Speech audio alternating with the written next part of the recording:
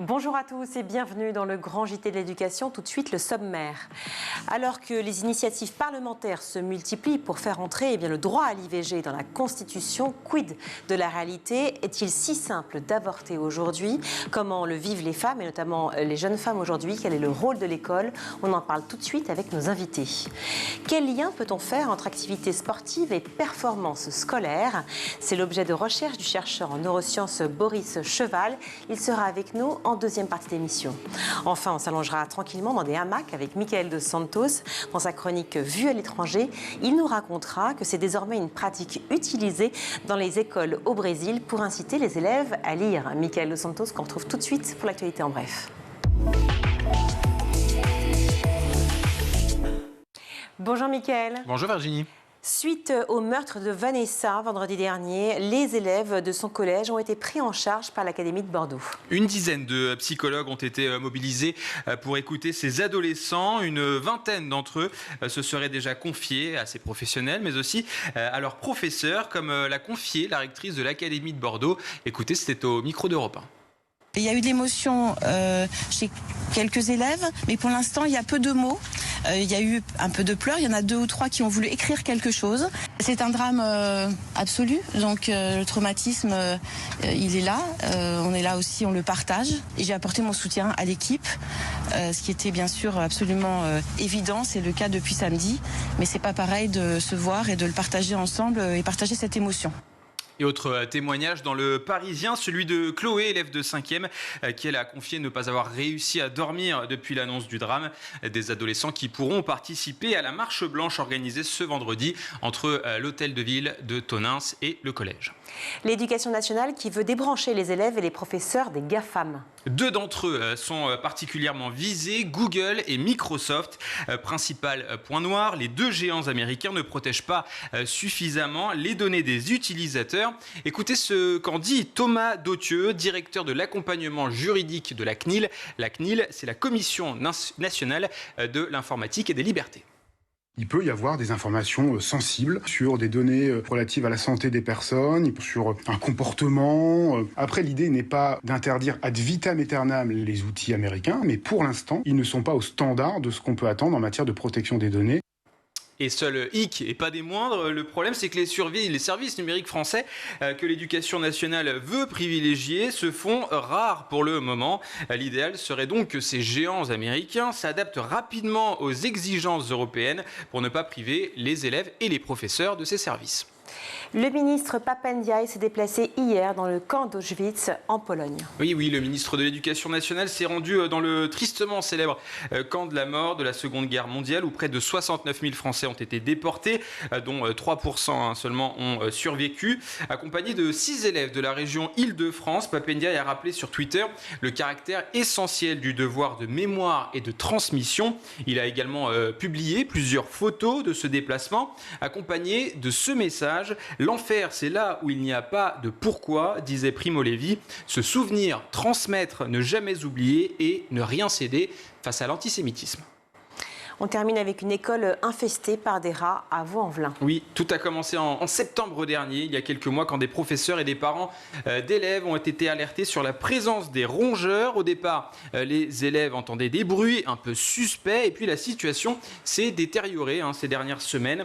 Odeurs, excréments, affaires grignoter, les rats ont fini par se balader en toute impunité dans l'établissement. L'un d'entre eux a même attaqué une institutrice alors qu'elle tentait de le chasser.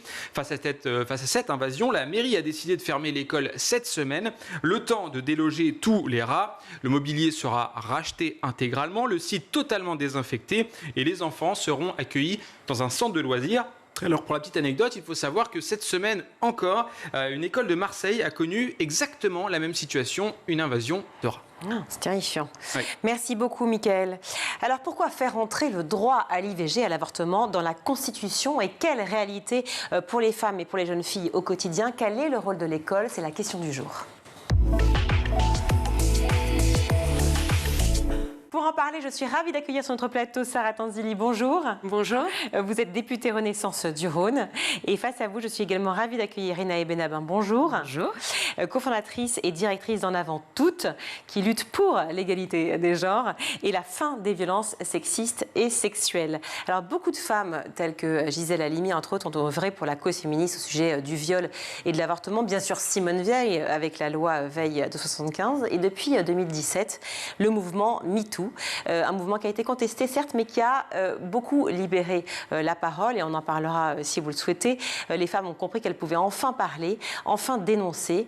Est-ce qu'on attendait aussi que les hommes, selon vous, prennent aussi position, prennent une place dans ce combat? Et est-ce que c'est le cas aujourd'hui, Sarah Tanzili?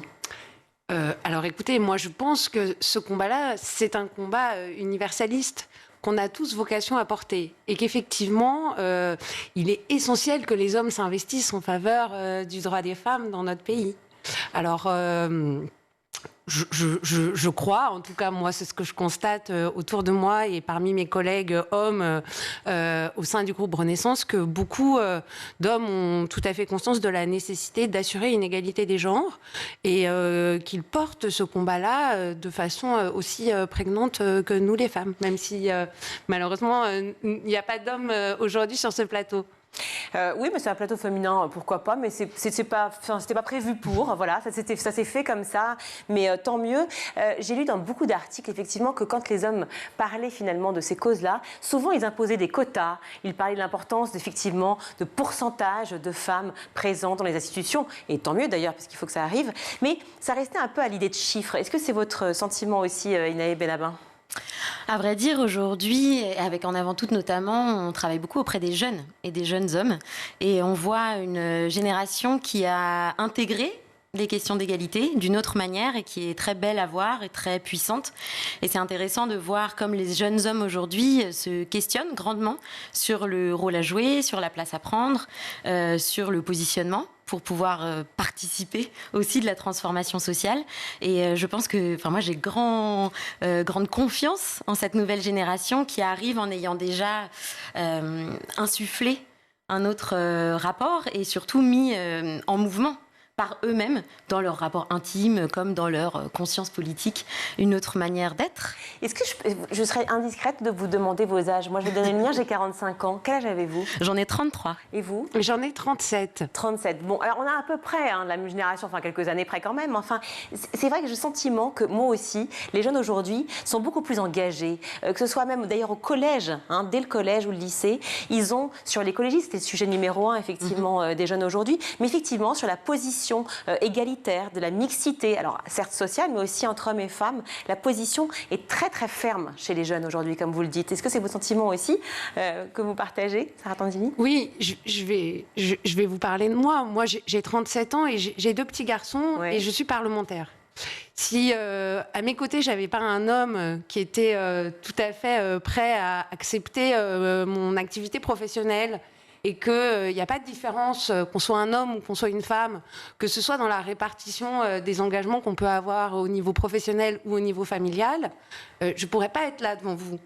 Donc je crois que, vous voyez, à un moment, ce combat-là, c'est un combat qu'on doit porter hommes et femmes ensemble. Et effectivement, moi, je fais partie d'une génération où j'ai profondément le sentiment que les hommes ont totalement intégré le fait que les femmes peuvent avoir accès à la même chose, à la même activité professionnelle, aux mêmes droits que les hommes. Oui, je parlais surtout des plus jeunes, en fait. Mais je pense que chez les plus jeunes, c'est encore plus prégnant.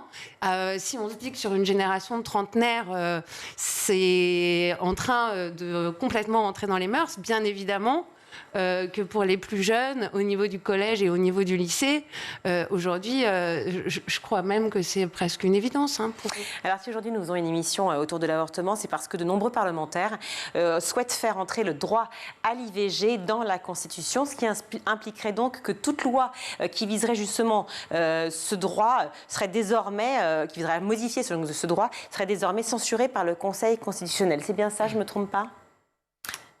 Je vous en prie.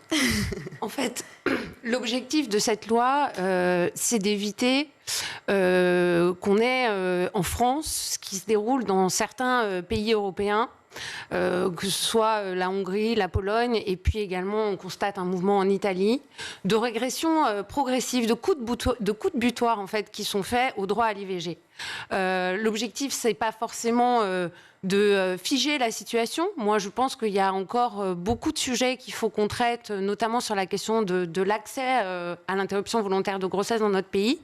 Mais l'objectif, c'est de sanctuariser un droit et de faire en sorte que si demain une majorité réactionnaire venait à arriver au pouvoir dans notre pays, le droit à l'IVG ne puisse pas faire l'objet des mêmes attaques que celles qu'on constate dans ces pays, la Hongrie ou la Pologne. Autrement dit, pour qu'on soit plus clair, en fait, toutes les propositions qui sont faites visant justement à empêcher toute remise en cause de ce fameux droit à l'avortement aujourd'hui, avec pour chacun des partis politiques, toutes bords de l'Assemblée confondues, effectivement, des conditions, certes, peut-être plus imposées pour certains. Même, j'ai vu que le RN, effectivement, avait avait parlé pour. Alors moi, je vous vois faire l'amour, on va réagir, ça attend Zili. Mais effectivement, même eux ont changé apparemment, ont fait un volte-face. Mais il y a des conditions, et notamment sur le plan financier. Peut-être que c'est ce point-là que vous abordiez, effectivement, qui reste encore à l'accès et donc un frein pour beaucoup de jeunes filles aujourd'hui, de ce droit à l'IVG, de pouvoir avorter de manière gratuite. Vous êtes une intervention, effectivement, Inaë Benalla. Effectivement, il y a la question de la constitutionnalisation, c'est vraiment d'inscrire comme non négociable la question d'accès à l'IVG pour les femmes et les filles. Et c'est ce que l'OMS, depuis longtemps déjà, détermine que ça fait partie de la santé de base des femmes et des filles dans le monde entier. Et aujourd'hui, c'est vraiment de pouvoir protéger ça, de pouvoir l'affirmer comme tel, le reconnaître comme tel, le valoriser comme tel. Et ensuite, on a une autre question qui est celle de l'accès à ce droit, qui est toujours en décalage. Et on a aujourd'hui un besoin très grand de financement, évidemment, mais aussi d'information, d'éducation, de transmission, pour que l'IVG soit compris, pour que les questions d'éducation à la sexualité, à l'intimité, aux relations saines soient prises en compte dans une logique d'éducation pérenne, durable, sur le long terme, et que ça entre vraiment dans notre culture globale. Et donc là, c'est sur un autre aspect, qui est un aspect vraiment de transformation sociale, de transformation des mœurs, qui toucherait les personnes d'une autre manière que par la constitutionnalisation. Et ces deux aspects vont ensemble. C'est-à-dire qu'on a besoin de consolider les deux côtés. Il ne suffit pas d'avoir le droit pour y avoir accès. Alors, on va justement parler effectivement de l'influence de l'école et du rôle de l'école justement là-dedans, mais restons juste encore quelques secondes, si vous le voulez bien, sur l'aspect effectivement de ce droit à l'avortement qui serait inscrit dans la Constitution, donc vraiment inscrit par le Conseil constitutionnel et qui permettrait au Conseil constitutionnel donc de censurer tout amendement ou projet de loi qui voudrait modifier ce droit à l'avortement. Donc c'est très important. Il y a une clause qui est très importante aussi dont on parle assez peu, qui est la clause de conscience des médecins, qui leur permettent encore de pouvoir dire non. C'est encore possible, ça ? Bien sûr, c'est encore possible. La loi prévoit bien évidemment cette clause de conscience.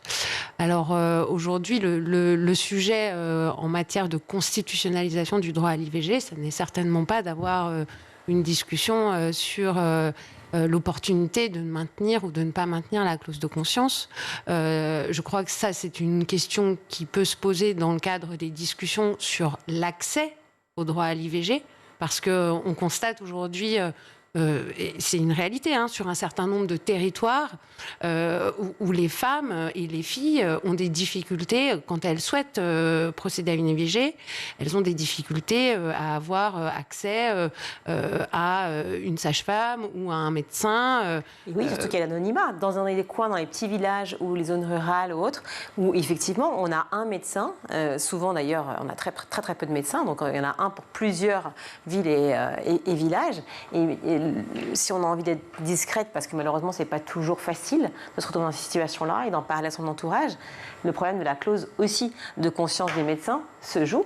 La clause de conscience des médecins, oui, vous avez raison, mais je crois vraiment que c'est un autre débat.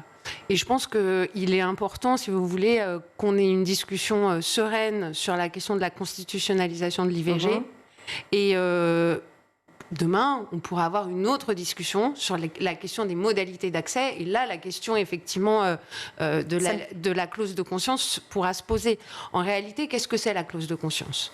La clause de conscience, c'est un dispositif qui permet de dire pour un médecin, à partir du moment où vous êtes médecin et que vous êtes là pour sauver des vies, parce que c'est le serment que prête le médecin quand il commence à pratiquer, vous n'êtes pas dans l'obligation stricte de pratiquer des interruptions volontaires de grossesse. C'est la logique qui préside à ça. On le constate, ça pose des difficultés d'accès. Donc demain, si l'Assemblée nationale est amenée à se prononcer sur la question des modalités d'accès à l'IVG, et je pense que c'est une question réelle, véritable, qu'il faut qu'on se pose, on pourra avoir cette discussion sur la clause de conscience. Mais pour le moment, le sujet, il est un peu différent. C'est est-ce qu'on souhaite garantir dans notre pays un droit à l'IVG, quelle que soit la majorité qui arrivera au pouvoir dans notre pays demain, et éviter, par exemple, vous voyez, qu'on se retrouve dans des situations qui existent en Pologne, où l'avortement est interdit même en cas de malformation du fœtus. Oui, alors j'entends tout à fait, hein, Sarah Tanzili, mais Inaë Benabar, je pose la question que si jamais effectivement on l'inscrit dans la Constitution, mais que les modalités d'accès ne sont toujours pas réglées, est-ce que ce n'est pas une façon aussi de contourner le problème et ne pas aller faire face à la réalité de la situation? Effectivement, je vois bien la différence de moments de discussion aussi. Pour autant, je nuancerais un petit peu le propos dans la mesure où la question de la constitutionnalisation, c'est aussi de pouvoir dire que personne ne peut décider pour les femmes concernées de ce qui va leur arriver et de ce choix de rapport à l'IVG, de leur grossesse, de leur vie de femme, de fille. Et, oui. Et donc la question de la possibilité d'imposer un choix de la part des médecins, mais comme de la part d'autres personnes. Nous, on travaille beaucoup avec des mineurs, par exemple. La question des familles se pose aussi. La question des personnes en charge qui peuvent être parfois elles-mêmes peu informées et donc prendre des décisions par ignorance ou par manque d'information. Parfois peuvent être aussi mal intentionnées et donc mettre en danger ces mineurs, mettre en danger ces jeunes femmes. Et donc, bien sûr qu'on doit, à un moment donné, on est obligé de décortiquer ce que ça signifie dans le monde concret, comment ça s'applique, ce que ça signifie pour les personnes qui sont concernées, et amener une réflexion précise, exigeante et critique sur les obstacles qui existent aujourd'hui. On sait que pour l'accès à l'IVG, il y a eu de nombreuses fermetures ces 10 dernières années de centres. Et donc, l'accès est de plus en plus difficile, alors même que le droit n'a pas été nécessairement ouvertement attaqué. Donc, on a un parallèle qui doit aller ensemble. On doit absolument prendre en compte tous les aspects. Et je reviens à la question de l'éducation, parce que sans information, la population concernée n'a aucun moyen de franchir toutes les étapes que ça suppose, qui sont des étapes qu'on sait difficiles. Ce sont le rapport à la médecine, de toute façon, le rapport à la santé, et chez les plus jeunes notamment, sont des espaces qui sont délicats, qui sont difficiles, qui sont intimes, qui produisent parfois beaucoup de culpabilité, de honte, d'imaginaire, de crainte. Et donc, on a, nous, une responsabilité sociale si on veut aller au bout.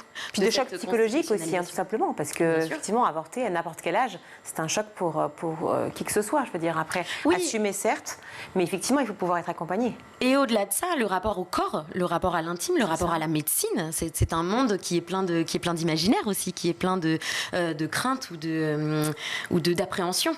En préparant cette émission, je dois vous avouer que franchement, j'aurais jamais imaginé faire un débat sur l'avortement en France, parce que pour moi, c'était vraiment un acquis. Alors j'entends bien que les discussions aujourd'hui montrent qu'on cherche au contraire à effectivement consolider cet acquis, à se dire à le protéger au maximum. Mais si on cherche à le protéger, c'est bien que parce qu'on estime qu'il peut être en péril. Et on l'a vu, effectivement, vous l'avez mentionné, en Italie, aux États-Unis, où la question s'est encore posée. On dit les États-Unis, mais le pays des droits de l'homme, etc. Machin, mais enfin, là, c'est démentiel de pouvoir encore penser à ça. Est-ce que vous avez peur, l'une et l'autre, malgré tout, malgré vos fonctions, d'un retour en arrière en France ? Bon, toujours, je pense que c'est important de garder une certaine peur dans la mesure où elle permet d'agir. C'est aussi un beau réflexe. Parfois, la peur, ça nous montre les espaces qui sont encore à consolider. Après, je suis assez confiante de ce qui se passe aujourd'hui, parce que l'engagement est fort, parce que les nouvelles générations avec lesquelles on travaille aussi sont très mobilisées. Pour autant, et notamment sur la question de l'IVG, on a aussi des groupes qui sont contre, qui sont mobilisés, qui ont des moyens pour, qui ne sont pas nécessairement très nombreux, mais qui sont organisés. On sait qu'un rapport du Parlement européen dernièrement a démontré que ces 15 dernières années, il y a près de 86 milliards d'euros qui ont été reversés à des groupements anti-IVG, anti-choix. Donc ça veut dire qu'il y a une organisation qui existe dans notre société et qui s'organise pour faire en sorte de effectivement régresser sur ces questions-là. Plus que de la peur, je dirais, de l'engagement. Moi, ça me donne plutôt une très, très grande envie et force d'agir. Et je vais essayer de rester là-dessus. Heureusement, on est nombreux. Quand je vous vois, ça me fascine parce que c'est exactement l'illustration de ce qui se passe aujourd'hui. C'est-à-dire que vous faites des immenses sourires pour faire passer des messages extrêmement forts, pour dire en gros, ne vous inquiétez pas, je ne vais pas vous dévorer, je voudrais juste qu'on soit clair et qu'on soit dans l'union de tous et dans le dialogue. Est-ce que c'est ça que vous ressentez aujourd'hui? Faire passer des idées qui paraissent tellement en fait acquises, tellement normales, et pour autant il faut encore se battre pour les faire entendre, pour que petit à petit ça avance. Quand je parlais tout à l'heure du Rassemblement national, donc qui est revenu indiquer d'être désormais favorable à faire inscrire donc le droit à l'avortement dans la Constitution, qu'est-ce que ça vous inspire?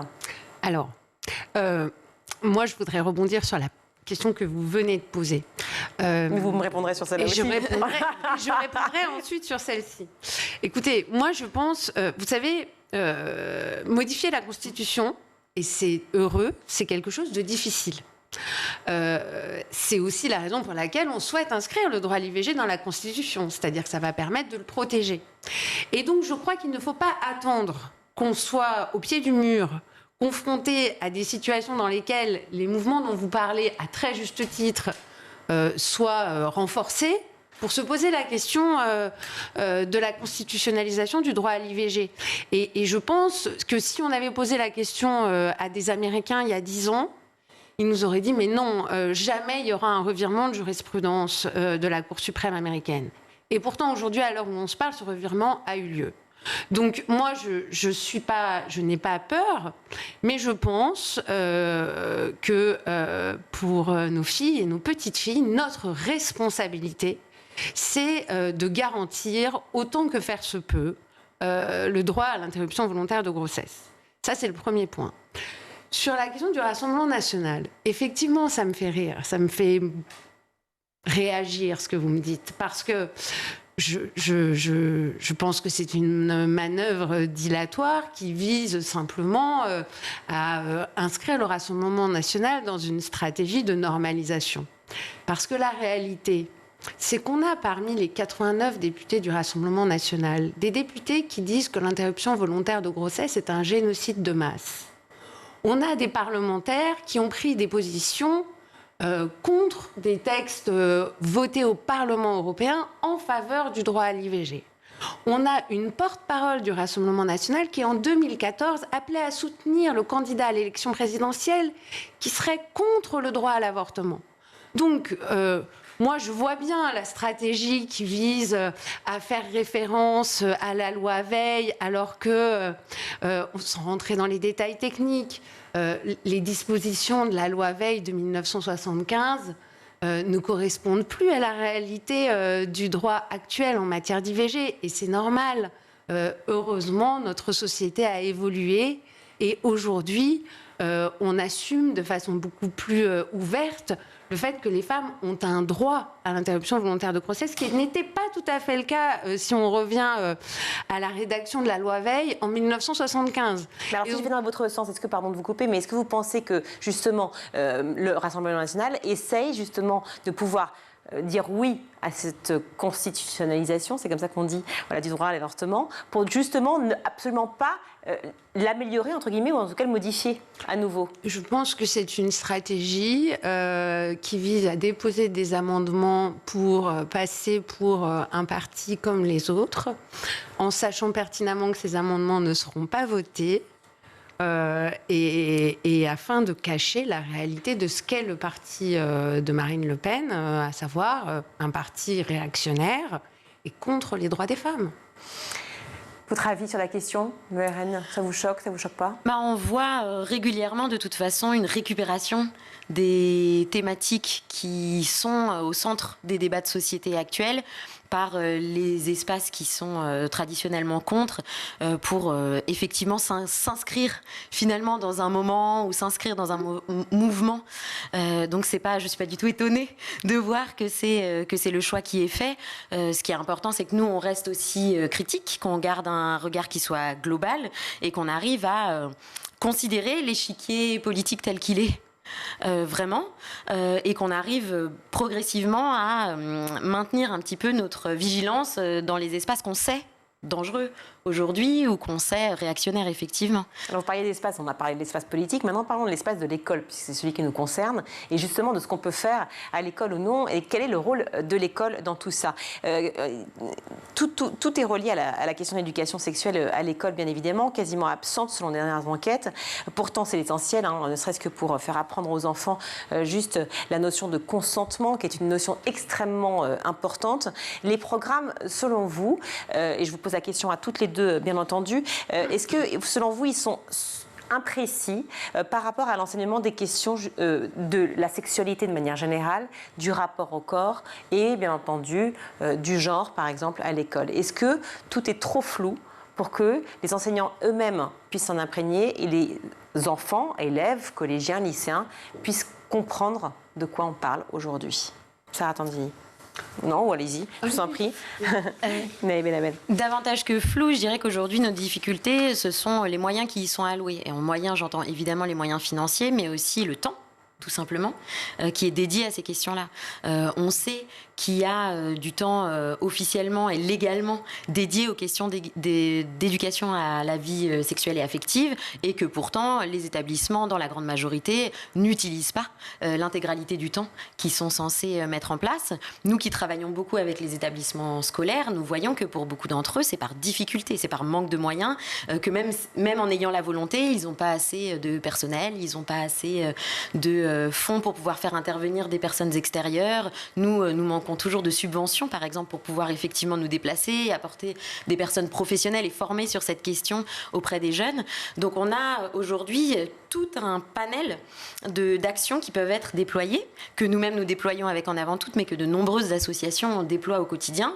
Et pour autant, nous nous heurtons à de nombreux obstacles qui sont tristes, déjà, premièrement, qui sont aussi frustrants pour tout le monde, et qui, de fait, privent les plus jeunes d'une éducation de qualité, d'une éducation poussée.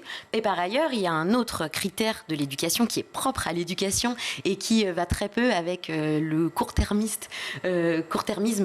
politique. C'est qu'on ne peut pas faire de l'éducation une fois et puis arrêter. On ne peut pas décider qu'on formera tout le monde en septembre 2022 ou 2023 du coup, et puis que c'est bon, c'est réglé. C'est quelque chose qui doit être fait sur le long terme. Et puis il faut aussi former les formateurs. Le problème, c'est qu'il faut former les enseignants à ça. C'est très difficile de partir de ces questions-là. Quand on est parent, on est maman, on a cette prédisposition, ou pas d'ailleurs, à pouvoir en parler, ou pas. Mais l'école, c'est encore plus compliqué. En professeur de maths, on sait enseigner les maths, a priori. Ça ne veut pas pour autant dire que ça va être facile de parler de ça en classe. Et pour autant, quand je parlais de flou, et je me permets comme ça me permettra de rebondir sur la question, quand je parlais de flou, par exemple, j'ai noté, on parle de respect d'autrui au sens large en éducation morale et civique, en EMC, de respect mutuel entre filles et garçons et de comportement responsable en sciences et vie de la Terre, par exemple. Alors certes, ça influe petit à petit dans chaque matière. Mais finalement, ça reste assez diffus. On ne rentre pas assez, comme vous le dites, finalement, dans la question principale de ça, de la relation sexuelle et affective à l'école, et de cette idée de consentement, de cette idée de volonté aussi de pouvoir effectivement faire face à l'IVG, de pouvoir être libre de ses choix et de son corps. Et c'est une vraie question qui se pose à l'école. Sarah Tanzini. Oui, je partage ce que vous dites, c'est-à-dire qu'effectivement, l'enjeu majeur en matière d'éducation sexuelle et affective, à mon sens, c'est la maîtrise de son corps, la connaissance de son corps et l'enjeu du consentement. Et très certainement qu'il faut renforcer la formation des enseignants parce que les éléments sont dans le programme, mais qu'à mon sens, c'est ce que vous disiez, et je pense que ça c'est une problématique qui d'ailleurs n'est pas propre à la question de l'éducation sexuelle et affective, mais qui peut d'ailleurs se reproduire sur d'autres sujets qui sont très importants. je partage l'idée selon laquelle il faut un temps dédié et il faut que les enseignants s'emparent de cette problématique-là et qu'ils soient donc formés pour le faire. Ensuite, ce que vous disiez, c'était intéressant parce que il y a la question des sciences de la Terre et puis la question de l'EMC. Qui est, on va dire, moins technique. L'éducation civique, pour ceux qui nous regardent et qui ne savent pas ce que c'est que l'EMC. Morale et citoyenne et civique. Oui, mais enfin, l'éducation morale et civique. Mais bon. Mais justement, c'est intéressant parce que ça permet d'être sur des problématiques qui sont peut-être moins biologiques, mais qui sont liées à la question du consentement, à la question de l'égalité. Tout à l'heure, enfin, ça renvoie à la première partie de notre discussion.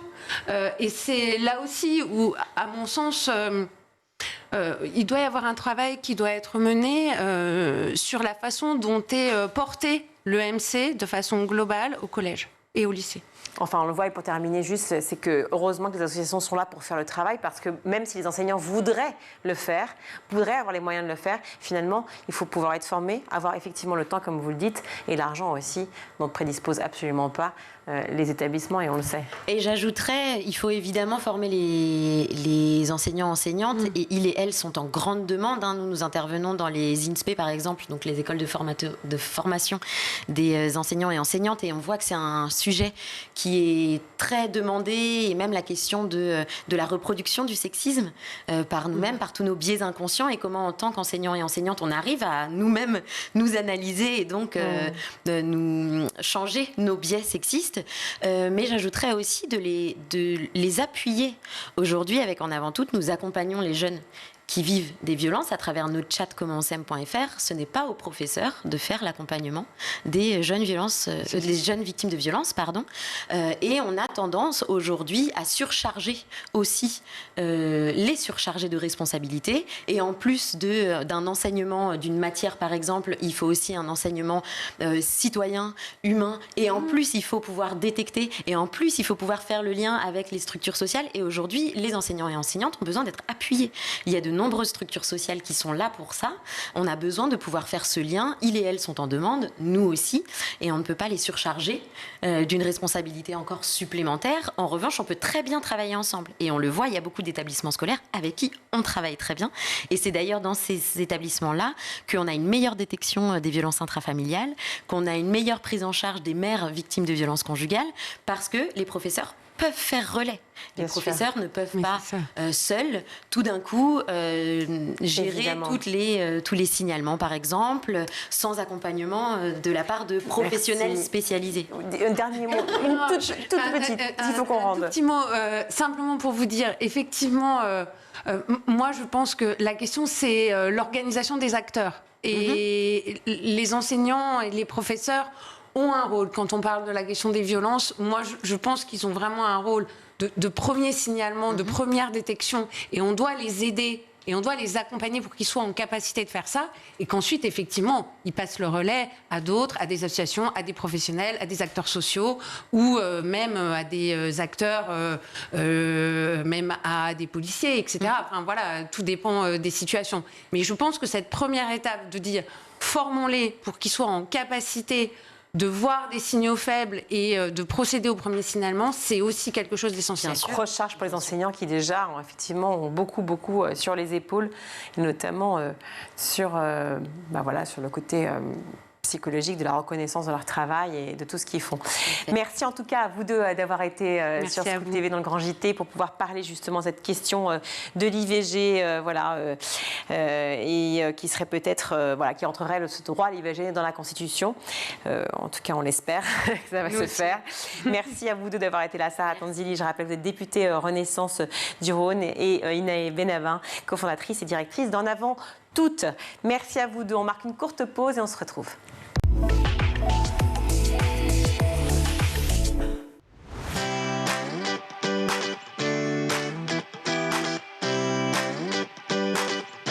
Tous les matins, retrouvez Emmanuel Davidenkoff et son équipe dans La Quotidienne.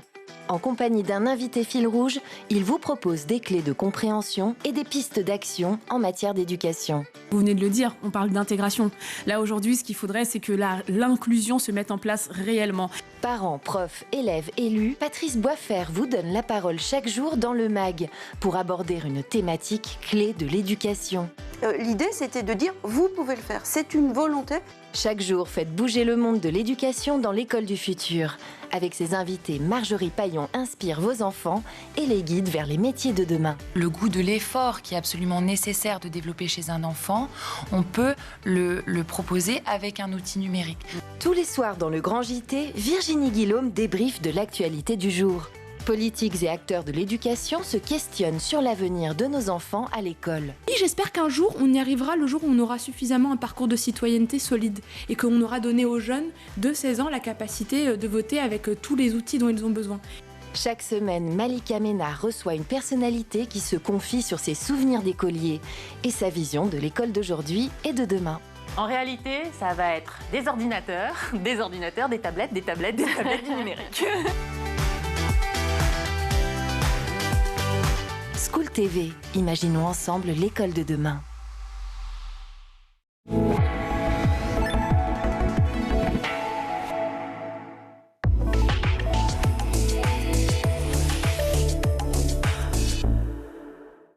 De retour dans le Grand JT, je suis ravie d'accueillir Boris Cheval. Bonjour. Bonjour. Merci d'être avec nous. Vous êtes chercheur en neuropsychologie de santé, en psychologie du sport et épidémiologie sociale. Tout le monde sait qu'évidemment l'exercice physique est bon pour la santé, peu importe l'âge d'ailleurs. Mais est-ce que vous saviez qu'il permet d'améliorer aussi les performances scolaires? Ça va être justement notre discussion avec Boris Cheval. Vous avez mené des recherches à ce sujet sur l'éducation physique à l'école et le lien avec justement ces performances scolaires. Aujourd'hui, en gros, faire du sport permet aux élèves de mieux réussir à l'école, selon vous? Alors, il faut être toujours prudent dans les associations qu'on observe. Après, ce qui est certain, c'est qu'au niveau des données de la littérature, lorsqu'on regarde l'ensemble des données de la littérature, il y a des preuves assez solides pour souligner que l'activité physique va améliorer le fonctionnement cognitif des enfants. Et il y a aussi des preuves assez solides, alors pas pour toutes les matières, mais par exemple pour les mathématiques, qui montrent que si on augmente le temps d'activité physique à l'école, on va améliorer les performances en mathématiques. En tout cas, au niveau des associations, c'est ce qu'on peut trouver. Alors, expliquez-moi par rapport aux mathématiques, que je comprenne bien, comment ça se passe? Quel est l'aspect qui s'opère au niveau cognitif? C'est des études interventionnelles. Les chercheurs, donc moi j'ai regardé la littérature, je fais une revue systématique de la littérature avec mes collègues. On voit que les chercheurs qui ont augmenté le temps d'activité physique à l'école, on voit que dans ces groupes où il y a eu plus d'activité physique à l'école, les performances scolaires en fin d'année en mathématiques sont supérieures. Au niveau des éléments qui pourraient expliquer une amélioration des performances en mathématiques, eh bien, on a toute une littérature qui va aussi montrer que l'activité physique, elle va avoir des effets sur votre corps, mais elle va aussi avoir des effets sur votre cerveau. On peut montrer qu'en faisant de l'activité physique, que ce soit chez les animaux ou chez les êtres humains, on va avoir une amélioration, une augmentation de la quantité de neurones, on va avoir une amélioration du nombre de synapses, donc une meilleure connexion neuronale, donc un ensemble de choses qui vont se mettre en place pour souligner le fait que le fonctionnement cérébral pourrait être amélioré. Après, je suis toujours prudent sur les effets qui sont mis en évidence, mais c'est vrai que lorsqu'on regarde l'ensemble de la littérature, il y a quand même des preuves assez importantes pour dire que l'activité physique a des effets bénéfiques sur les performances scolaires en mathématiques. Et je voudrais juste rajouter quelque chose qui est fondamental. On a souvent opposé le temps d'activité physique, le corps, à l'esprit. Ce qui est clair, c'est que dans toutes les études, il n'y a jamais eu un effet négatif d'une augmentation du temps d'activité physique à l'école sur les performances scolaires.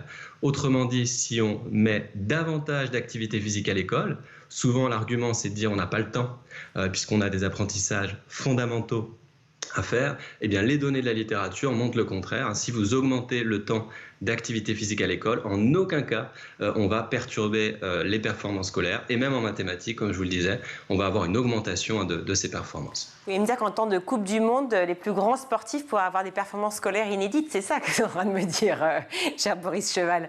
Trêve de plaisanterie, juste, j'aimerais bien comprendre. Je vous ai posé la question, mais vous ne m'avez pas répondu. Pourquoi les maths précisément ? Alors, il n'y a pas forcément d'explication. Enfin, il y a des explications a posteriori qui ont été proposées. C'est l'idée de dire que les fonctions cognitives, donc intellectuelles, qui sont développées dans l'activité physique, par exemple des capacités d'inhibition, le fonctionnement exécutif, ce seraient des fonctions qui seraient davantage efficaces et donc qui permettraient d'améliorer les performances en mathématiques. Après, encore une fois, c'est des arguments a posteriori pour expliquer un lien.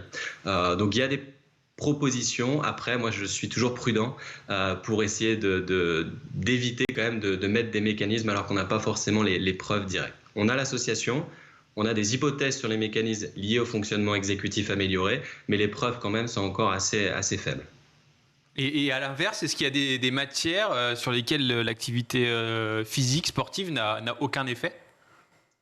Alors, dans la revue qu'on a effectuée, on a regardé sur le français, et sur le français, il n'y a pas de preuve que l'activité physique va améliorer les performances en français. Et puis, une des explications mises en avant par les auteurs, c'est que les fonctions cognitives qui sont sollicitées pendant l'activité physique ne seraient pas forcément déterminantes pour l'apprentissage des langues. Après, on peut quand même souligner encore une fois qu'il y a quand même des effets qui vont dans le sens, c'est simplement qu'ils ne sont pas significatifs. Mais encore une fois, et ça je pense que c'est vraiment important, augmenter le temps d'activité physique à l'école ne va en aucun cas perturber les performances scolaires, et au contraire pour les mathématiques en particulier. Alors le but de ces études, de cette littérature, comme vous dites, c'est aussi de pouvoir faire évoluer les mentalités, donc changer les mœurs, changer les pratiques, notamment à l'école. On sait que les enfants âgés de 6 à 12 ans passent 95% de leur temps scolaire à être inactifs. Est-ce qu'il ne faudrait pas carrément revoir la manière finalement de penser et de travailler ? Est-ce qu'on pourrait imaginer justement les SVT et la physique, par exemple, debout Est-ce qu'on pourrait imaginer une manière d'apprendre les langues en faisant de l'exercice physique, selon vous ? Oui, alors ça, il y a des études aussi qui ont été faites. On distingue les études qui augmentent l'activité physique à l'école, mais par exemple sur un temps dédié, et les études qui augmentent l'activité physique pendant le temps scolaire. Et donc on voit effectivement que par exemple en mathématiques, si on demande aux enfants de compter, par exemple de se mettre debout et de taper des mains, ou de mettre debout et de sauter pour donner la réponse, donc de l'activité physique en lien avec le contenu, on voit effectivement qu'on a une amélioration. En tout cas, ça montre qu'il y a la possibilité de changer la manière de voir les choses, et effectivement être assis, c'est pas forcément la meilleure position pour apprendre, et se mettre en mouvement, se mettre debout, marcher, pourrait optimiser effectivement les performances. Je pense à l'Université de Lausanne, sur les étudiants universitaires, à l'Institut des sciences du sport, il y a un cours pour lesquels les étudiants se déplacent sur le campus pour avoir le contenu. Donc par exemple à l'université, on peut proposer ça. Mais en tout cas, mon conseil, ou en tout cas ce que j'inviterais à chaque fois que possible à faire, c'est d'essayer de se dire que si on met les élèves en mouvement, même pendant la classe, on ne va pas perturber leur performance scolaire. Encore une fois, l'attention, elle est extrêmement limitée. Alors pensez qu'on peut garder l'attention des élèves pendant 1h30 ou 2 heures assis sur une chaise, ça c'est une utopie, ça n'arrive pas. En revanche, faire des pauses actives, intégrer de l'activité physique dans le contenu, ça a été démontré aussi pour être assez efficace. Alors c'est là où il faut distinguer évidemment le sport de l'activité physique, car vous parlez d'être en mouvement, de pouvoir pratiquer une activité, ça reste quand même assez flou. Ça veut dire que ne serait-ce que marcher permettrait seulement de pouvoir justement améliorer le système d'apprentissage ? Alors justement, c'est une très bonne question. Ce que j'avais pas dit aussi dans les études, on montre que pour le fonctionnement cognitif, alors là je parle pas pour la santé, si vous marchez tous les jours une demi-heure, ça améliore considérablement votre santé physique et mentale, et chaque pas compte. À chaque fois que vous augmentez, même faire un petit pas de plus, vous allez avoir des conséquences positives sur votre santé physique et mentale. Donc sur la santé, marcher fonctionne très bien. Par contre, pour les performances cognitives, ce qui a été démontré, c'est des équipes par exemple aussi en Suisse qui montrent que la qualité de l'activité physique va compter. À partir du moment où c'est des activités physiques qui sont assez complexes, qui vont demander de la coordination motrice, qui vont demander de l'inhibition, en gros les sports collectifs par exemple. À partir du moment où on sollicite véritablement le fonctionnement cognitif, on va être davantage efficace. Et ça me permet aussi de souligner encore une fois que le gouvernement qui propose les 30 minutes d'activité physique par jour, qui ne sont pas respectées, en tout cas pas dans l'école de mes enfants, ce 30 minutes d'activité physique par jour, il ne doit pas se substituer à une éducation physique de qualité qui, elle, va effectivement mobiliser et solliciter le fonctionnement physique et le fonctionnement cognitif des élèves. Donc c'est vraiment important de penser à la qualité de l'activité physique, et mettre en place des activités physiques de qualité, ça demande une formation. Ça demande vraiment d'être éduqué, de savoir exactement ce qu'on va mettre en place en fonction des capacités des élèves. Donc autrement dit, il faut être dans le milieu de l'enseignement et pas dans le milieu de l'encadrement sportif. C'est pas la même chose. Comment réagissent les enseignants quand ils voient vos études, vos recherches ? Alors ça va dépendre de leur tradition, on va dire, ou de leur vision, de leur croyance. On a pas mal d'enseignants, alors moi je connais plutôt des enseignants d'EPS qui sont forcément intéressés par ça. Après, les barrières qu'on observe, c'est la question de la gestion de la classe, la question de la gestion de l'apprentissage, de la capacité de réguler l'attention des élèves sur les contenus. Donc c'est toujours ces arguments qui sont mis en place, la question du temps aussi. On n'a pas le temps de faire 30 minutes vu tout le contenu des savoirs fondamentaux qu'on a à enseigner. Donc on a ces arguments-là qui sont mis en place. Mais encore une fois, et je le redis, au niveau des données empiriques, des données de la littérature, cet argument, il s'effondre quand on voit les faits. Puisqu'au niveau des faits, si vous augmentez le temps d'activité physique, vous améliorez considérablement la santé des enfants, mais vous allez ne pas perturber leur performance scolaire. Est-ce qu'on faisait plus d'activité physique il y a 30 ans, 50 ans ou 100 ans, par exemple, à l'école ? Alors effectivement, on voit qu'il y a une bonne diminution de l'activité physique. Les tendances sont assez claires. Si on regarde les 30 dernières années, il y a des études qui ont été publiées. On montre vraiment qu'il y a une diminution, quel que soit l'âge, mais encore plus marquée chez l'adolescent. Les adolescents, il y a une chute extrêmement importante. Aujourd'hui, dans le monde, on a 80% des adolescents qui n'atteignent pas les recommandations en matière d'activité physique. Donc 8 sur 10 qui n'atteignent pas les recommandations en matière d'activité physique et qui passent beaucoup de temps sédentaire. Au niveau des explications, la société, le changement de la structure de la société qui pousse les individus au moindre effort. Nous, on a écrit un livre qui s'appelle « Le syndrome du paresseux » dans lequel on explique qu'on a tous une tendance à minimiser l'effort, à faire le moindre effort possible. Et donc, quand on a l'opportunité de le faire, c'est normal qu'on y aille. Donc, une des explications pour cette diminution de l'activité physique, c'est le changement de contexte. Et j'insiste juste sur les chiffres au niveau épidémiologique. J'ai des collègues de Brest, par exemple, un médecin de Brest qui a écrit dans Le Monde et qui parle de tsunami sanitaire. Il faut avoir conscience aujourd'hui que le manque d'activité physique, c'est un décès tous les 6 secondes dans le monde. Il y a plus de 5,2 millions de décès par an associés au manque d'activité physique.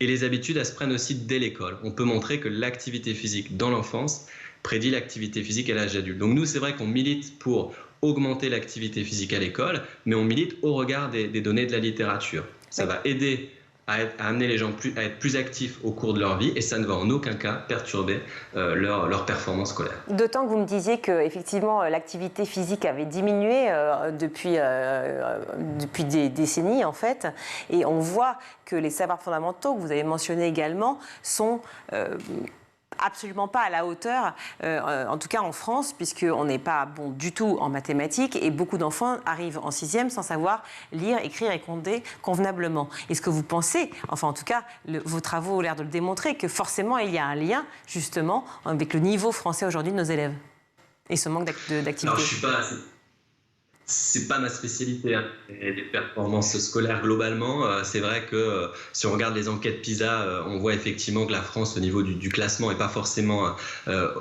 parfaite et en tout cas en termes d'évolution, on n'est pas forcément dans une bonne évolution. Ce qui est sûr, c'est que l'adage esprit sain dans un corps sain fonctionne toujours. Donc l'activité physique pourrait éventuellement favoriser par exemple les performances en mathématiques, mais ce qui est important en tout cas pour moi, c'est de ne pas opposer vraiment le corps et l'esprit. C'est une vieille idée que le corps est distinct de l'esprit. C'est une erreur, c'est faux. Le cerveau, le corps, tout est en interaction permanente. On est une seule entité. Donc, amener les gens à avoir un corps sain, à mieux manger aussi. On n'a pas parlé de l'alimentation, mais on pourrait parler de l'alimentation. L'alimentation, l'activité physique, le sommeil aussi, qui est extrêmement fondamental. Eh bien, toutes ces choses-là vont effectivement améliorer de façon importante les apprentissages scolaires. Le Covid, évidemment, cette énorme pandémie mondiale a paralysé aussi nos élèves français. Est-ce que vous avez relevé dans vos études et dans vos recherches, effectivement, un impact, encore une fois, sur l'apprentissage et ce manque d'activité? Ou alors, au contraire, parce que les gens étaient chez eux, ils essayaient quand même de sortir 1 heure par jour pendant les confinements et autres, et justement couraient pour pouvoir respirer et se donner un maximum d'activité à ce moment-là? Alors oui, on a quelques études qu'on a faites sur le Covid. On a eu des études qui montrent par exemple que si vous êtes actif physiquement, votre risque de faire des Covid sévères est plus faible. On l'explique notamment par une meilleure force musculaire qui joue son rôle ici immunitaire. Donc on voit des liens entre activité physique et protection pour le Covid.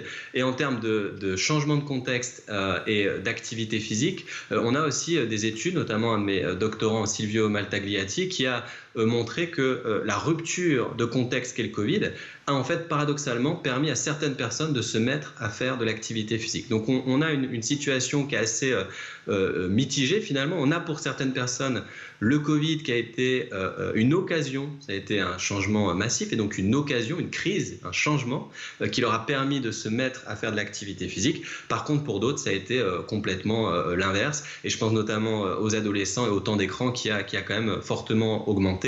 Et il faut quand même souligner aussi que la santé mentale des individus et en particulier aussi des adolescents a fortement diminué pendant la période de Covid.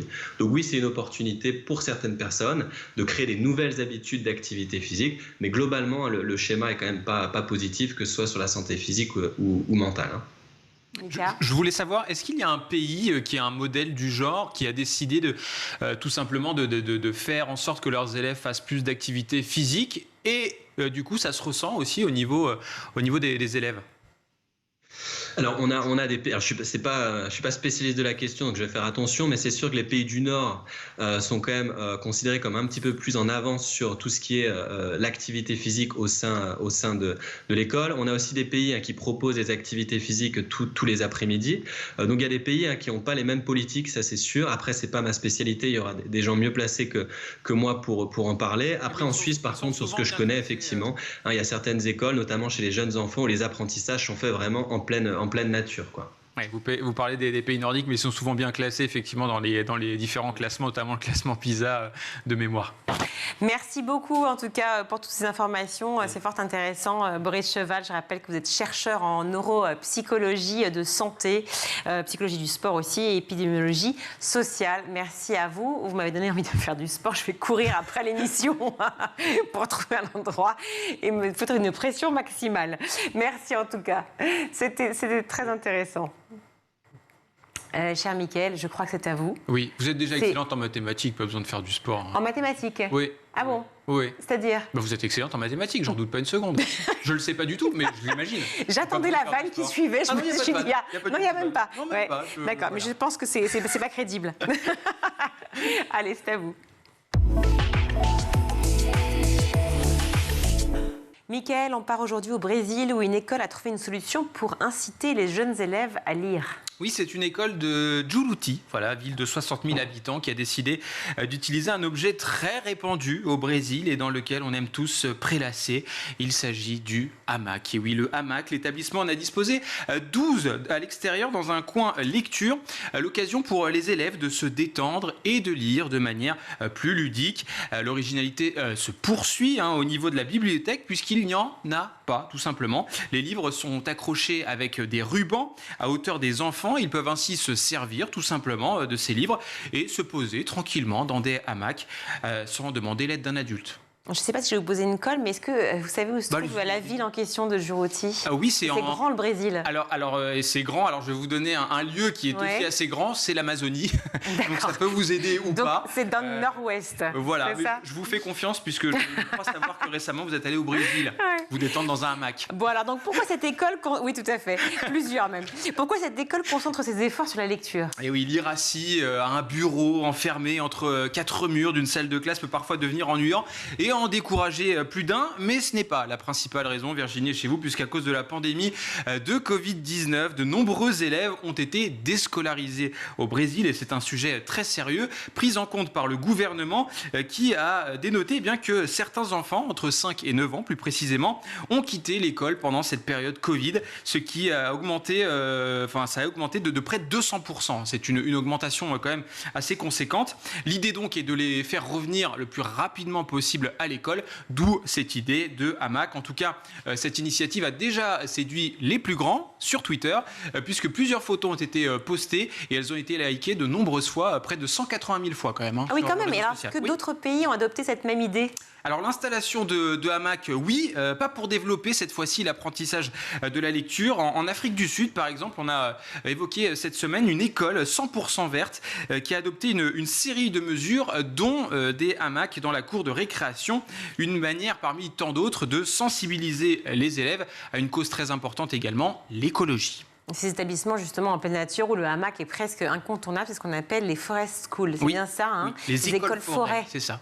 Elles sont tendance également dans les pays européens, non? Oui, la première a été créée il y a longtemps maintenant, un peu plus de 70 ans, dans les années 50 au Danemark. Alors à l'origine, le but c'était de reconnecter les élèves à la nature, de les sortir de leur traditionnelle salle de classe. Et depuis, on en retrouve un peu partout, ces écoles forêt. Elles se développent surtout en Europe. Environ 2000, on en compte environ 2000 en Allemagne, 750 au Royaume-Uni, et puis très peu en France, seulement une quarantaine.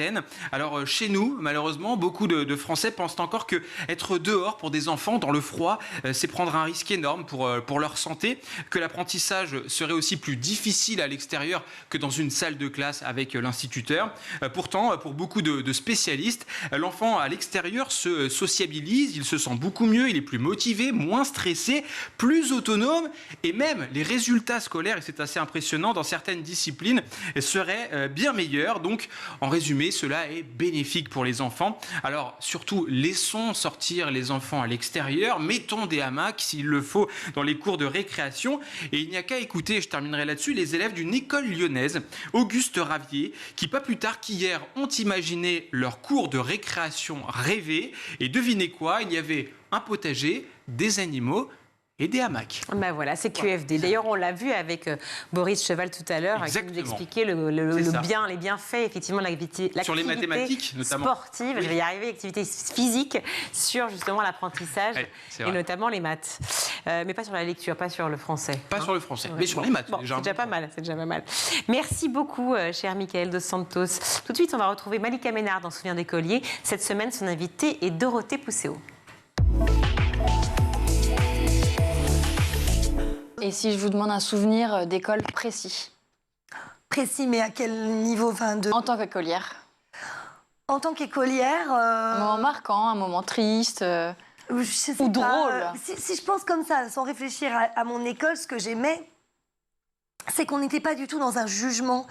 Les enfants étaient vachement... étant tous... on avait un point commun, on vivait tous d'une passion. Ouais.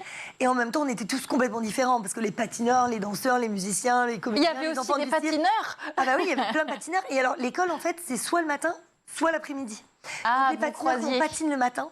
Ah oui. Les patineurs patinent toujours le matin. Du coup, ils patinaient le matin et ils allaient à l'école l'après-midi. D'accord. Eux, c'était 13h, 18h. Et nous, c'était l'inverse. Nous, on allait le matin. Par contre, j'ai eu une année où je suis allée l'après-midi parce que je jouais au théâtre. Et c'était trop fatigant de rentrer à minuit, minuit et demi et de me lever à 7h pour aller à l'école. Et donc, c'était mon année de 4e, je crois. Et du coup, je suis allée à l'école l'après-midi cette année-là. Mais après, je suis rebasculée le matin. Voilà. Et donc, j'avais des patineurs dans ma classe plein. Et c'est pour ça que je reparlais de Souria Bonali tout à l'heure. Et en fait, oui, je me suis rendu compte de ça. Et donc, j'ai voulu tout de suite offrir à mes enfants le fait d'avoir au moins 2 langues. Et en plus, plus on connaît de langues, plus c'est facile d'en apprendre d'autres. Et parce qu'elles se regroupent toujours, elles se croisent toujours. Souvent quand même avec du latin. Voilà, il y a beaucoup de croisements dans les langues, beaucoup plus qu'on le croit en fait. Et donc voilà, j'ai voulu offrir ça. Et ben, voilà. Donc elle a tourné. Est-ce que vous aviez une matière préférée? Alors oui, non, j'ai pas terminé. Pardon. Un souvenir. Le souvenir dans l'école, c'est que tous ces enfants-là, dans la cour de récréation, au lieu d'être un peu dans notre coin ou de jouer un peu à la marelle, etc. Ce qui me marquait, moi, j'adorais m'asseoir et les regarder parce que je voyais des danseuses donc de l'opéra qui passaient 6-7 tours en pirouette et elles se montraient comment elles attrapaient leurs jambes jusque-là, elles se montraient comment elles tournaient. Chacun se montrait sa spécialité. Il y avait des enfants qui marchaient sur les mains dans la cour et c'était vraiment on aurait dit un truc de fou, quoi. Dans la cour, un cirque, quoi. Il y avait beaucoup d'enfants du cirque à l'école. Donc voilà, ça jonglait avec des trous, ça courait, ça dansait, ça virevoltait partout. Et c'est vraiment le souvenir de cette école. Et j'adorais me poser et les regarder. C'était pas une école normale où on jouait aux billes, quoi. C'était assez fascinant. On sent que c'est une enfance heureuse. Ouais. C'est déjà la fin de ce numéro. On se retrouve demain, toujours en compagnie de Dorothée Pousséo pour la suite de Souvenirs d'écoliers. À demain. Merci Malika et à demain. Tout de suite, c'est la fin de ce JT. On va se dire au revoir. Et oui. On va faire un au revoir. On n'a pas de hamac. On n'a pas de hamac. Faudrait peut-être en installer un sur le plateau. Je sais pas, on a peur de s'endormir. Mais bon, en tout cas, vous pouvez nous retrouver sur les réseaux sociaux, évidemment. Vous nous écrivez, on vous répond. Ça, c'est la phrase favorite des Guessel et Agathe Delannoy que je remercie aujourd'hui, qui sont à la rédac. Aujourd'hui, à la réalisation, c'était Angèle Jean Girard. Au son, Alexis Oustabassidis. Au maquillage, c'est Emma Raza Findra-Lambeau. Merci à toute l'équipe de School et à Roxane Sarfati en particulier, qui gère aussi cette émission. On se retrouve bien sûr demain et je vous souhaite une excellente soirée. Ciao Mika. Ciao.